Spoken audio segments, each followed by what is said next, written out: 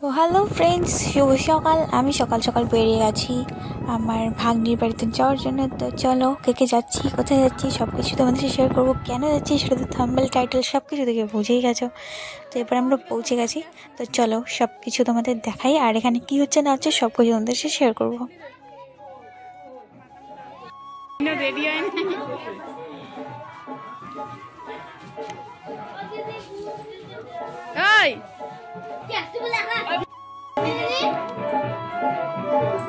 এদিকে যার বিয়ে সে কান্নাকাটি করতো একাকার। তারপর দেখলাম বিয়ের পিড়িটা চলে এসেছে। এদিকে দেখলাম খুব সুন্দর করে ডিজাইন করা। তো এদিকে এটা না উঠিয়ে পারলাম না।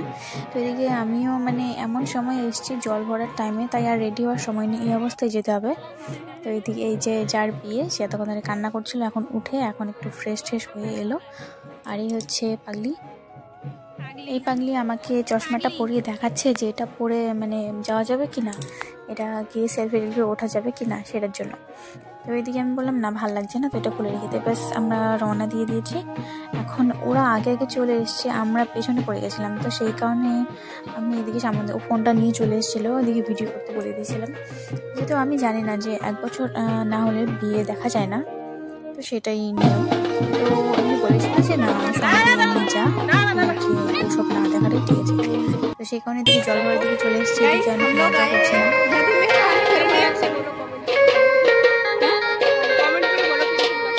कमेंट करके बताओ दोनों में से किसको अच्छा लग रही है।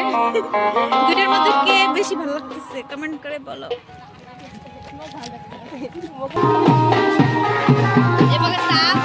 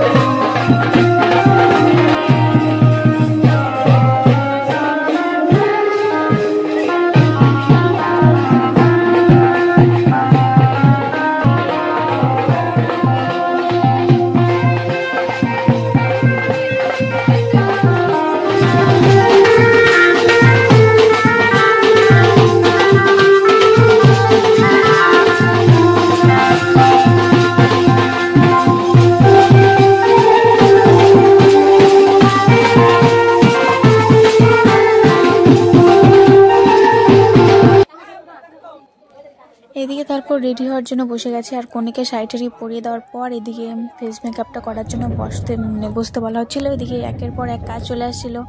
সব কিছু যেহেতু ওই জানে, যে কোণে সেই সব কিছু জানে, তো এই কারণে একটু অসুবিধে হচ্ছিল সাজগোজ করতে ওর। তো এদিকে একবার বলছিল ওটা ওখানে আছে, এটা এখানে আছে, এই সব আর কি। আর ঘরের ভেতর লোকজন একের পর এক আসছে আর যাচ্ছে, আসছে আর যাচ্ছে, এর মধ্যে কি রেডি হওয়াটা হয়? এত লোকের ভিড় থাকলে ঘরের ভেতর, তো এই কারণে প্রচণ্ড অসুবিধা হচ্ছিল সাজতে। ঠিকই আছে, ভাড়া লাগবে না অল্প।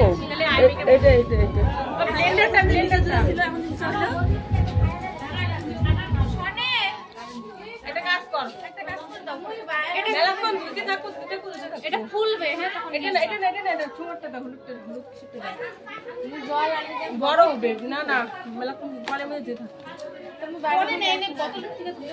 না না, তুই ধুয়ে নিয়ে গলে জল নিয়ে আসা। এটা লাগা আমার একটা আছে, একটা সেল কি যা দেব দিয়ে দাও পাথরের, এমন একটা সিঙ্গেল একেবারে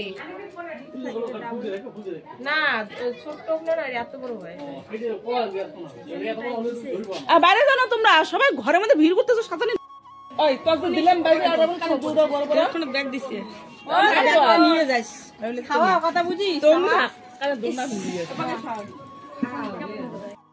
জানি তো আই মেকআপ দেখবি খারাপ হলে মরে গেল কি হ্যাঁ আই মেকআপ খারাপ করে যাবে না।